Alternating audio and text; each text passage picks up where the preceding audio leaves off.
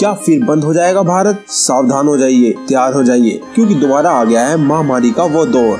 दोबारा पड़ गई है जरूरत मास्क की। भर लीजिए अपने घरों में सैनिटाइजर के स्टॉक, जरूरत कभी भी पड़ सकती है। अपनी इम्यूनिटी को बढ़ाने पर काम अभी से शुरू कर दीजिए, क्योंकि महामारी पड़ोसी देश में आ चुकी है। महामारी का नया वेरिएंट आ गया है। तीसरी लहर की शुरुआत हो चुकी है पड़ोसी मुल्क में, और भारत में कहीं इसने दस्तक दे दी तो दिक्कत हो जाएगी। ये अफवाह नहीं, ये चेतावनी है। पिछले लॉकडाउन में देश के ज्यादातर लोगों ने बहुत कुछ झेला था। सेकेंड वेव से पहले कई लोगों ने बेहद लापरवाही बरती थी। फंक्शन हुए थे, त्योहार मनाए गए थे बिना किसी रूल रेगुलेशन को फॉलो किए बिना।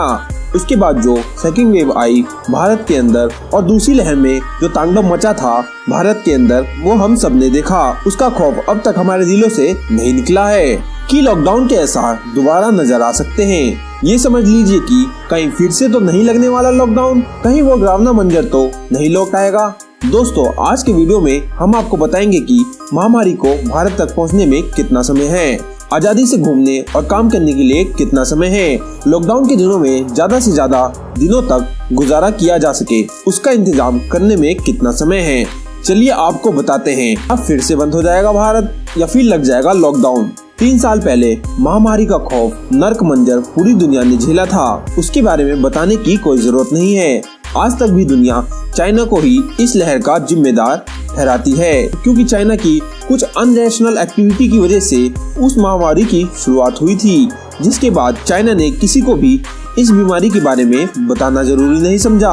उल्टा चाइना ने ये बात सबसे छिपाई और सभी देश कोरोना का शिकार बन गए। हम आपको सब कुछ इसलिए याद दिला रहे हैं कि चाइना फिर से यही कर रहा है। चाइना फिर से सच्चाई छुपा रहा है।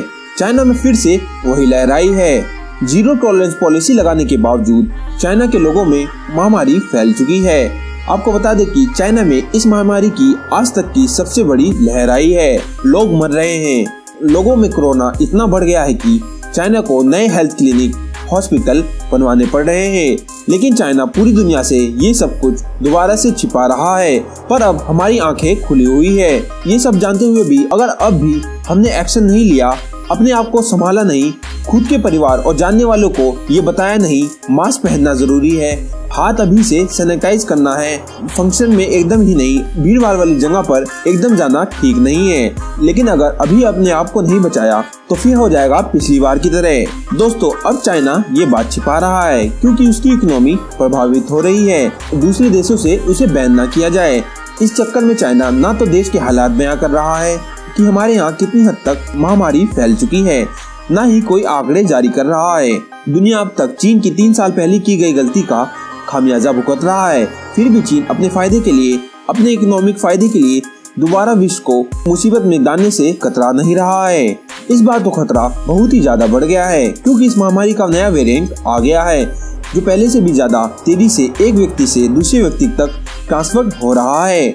इसमें फीवर हो ऐसा जरूरी नहीं, नॉर्मल कोल्ड या कफ होने पर भी लोगों में ये वेरिएंट कंफर्म किया गया है। इस वेरिएंट के टॉप 20 सिम्टम्स की लिस्ट में भी फीवर शामिल नहीं है। दुनिया को इतनी बड़ी महामारी तोहफे में देने के बाद चीन अभी तक भी पुरानी गलतियों से कुछ सीख नहीं पाया। ये वेरिएंट खतरनाक हो सकता है। दोस्तों, ये ना बच्चों को बख्शेगा न बूढ़ों को बख्शेगा। उल्टा चीन में कोरोना से होने वाली मौतों के आंकड़ों को कम करके दिखाने का नया तरीका अपना लिया है। वो ये बात बताना नहीं चाह रहा है पब्लिक में महामारी को फैलने से रोकने के लिए रिस्ट्रिक्शन, लॉकडाउन लगाने के बजाय चीन ने गाइडलाइंस निकाली है कि अगर किसी महामारी से पीड़ित व्यक्ति की मौत हो जाती है, उसे तभी महामारी से हुई डेथ में काउंट किया जाएगा जब उस व्यक्ति की डेथ सांस की बीमारी की वजह से हो, यानी दम घुटने की वजह से हो। जब तक इस तरह मौत नहीं होगी तब तक नहीं माना जाएगा कि इसकी मौत महामारी की वजह से हुई है। लेकिन अगर कोरोना व्यक्ति की मौत कोरोना के दौरान किसी हार्ट अटैक या ब्रेन रिलेटेड अटैक से या किसी और वजह से होगी तो उसे कोरोना से हुई मौत में शामिल नहीं किया जाएगा, जबकि पूरी दुनिया में किसी भी देश में ऐसी कोई गाइडलाइंस नहीं है। ऐसा चीन इसलिए कर रहा है कि ताकि महामारी के कारण होने वाले आंकड़ों को कम शो किया जा सके। अमेरिका का अखबार वाशिंगटन पोस्ट की खबर के अनुसार शायद ये संकट वैसा ही दुनिया को हिलाकर रख देगा जैसे 3 साल पहले वुहान आउटब्रेक के समय हुआ था। पूरी दुनिया ठप हो गई थी। चीन में जो हो रहा है वो वहीं तक सीमित नहीं रहेगा। दोस्तों, चीन में नए हॉस्पिटल के निर्माण, शमशान घाट में तेजी से लोगों की बढ़ती संख्या, हॉस्पिटल में तड़प रहे मरीजों की संख्या, इन सब से पिक्चर बिल्कुल क्लियर है कि चीन में महामारी के नए वेरिएंट ने तबाही मचाना शुरू कर दिया है। आपको बता दें कि चीन अकेला ऐसा देश नहीं है जहां ये नया वेरिएंट पैर पसार रहा है, बल्कि Japan, south Korea, Brazil, Britain, France, America में भी कोरोना तेजी से बढ़ रहा है। जापान में पिछले हफ्ते मरीजों की संख्या में 18% उछाल आ गया, साउथ कोरिया में 7%, फ्रांस में 3.5 लाख से ज्यादा केसेस मिले हैं। पिछले हफ्ते ही ब्राजील में 20% का उछाल आ गया। अमेरिका में भी नए मरीजों की संख्या 2.5 लाख तक पहुंचने वाली है। अगर बात करें भारत की दोस्तों, भारत इस बार बहुत ज्यादा सतर्क है। भारत में ज्यादा लोगों को वैक्सीन लग चुकी है, लेकिन ज्यादा का मतलब ये नहीं सभी को वैक्सीन लगी है। ज्यादा लोगों को बूस्टर डोज नहीं दी गई है, मगर एक्सपर्ट का कहना है कि शायद भारत में इस महामारी की वो लहर न आए जैसे 3 साल पहले आई थी। भारत का हाल चीन जैसा नहीं होगा। एक्सपर्ट का कहना है कि भारतीयों को अभी तक घबराने की कोई जरूरत नहीं है।